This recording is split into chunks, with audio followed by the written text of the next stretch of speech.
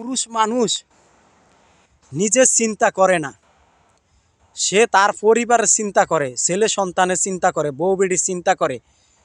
এই যে প্রবাসী ভাইয়েরা যে কষ্ট করে, বা এই যে আমরা যে কষ্ট করি গ্রামগঞ্জে দিনমজুরে কাজ করে আমরা পরিবারের জন্য ইনকাম করি, সেই পরিবার আপনার দেখবেন মাঝে মাঝে আপনার লগে বেইমানি করে লায়।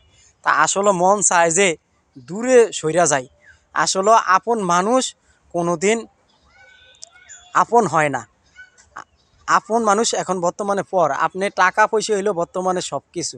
টাকা দিবেন, আপন মানুষ আপনাকে ভালোবাসবে। আপনার ছেলে, আপনার বউ কন, আপনার মা কন, বাপ কন, আপনি টাকা দিতে পারবেন, আপনাকে ভালোবাসবে। টাকা দিতে পারবেন না, আপনাকে কেউ ভালোবাসবে না। তো ভাই, এই যে আমরা যে পুরুষ মানুষ যে এত কষ্ট করি, এত পরিশ্রম করি, এটা আপনার পরিবার দেখবে না।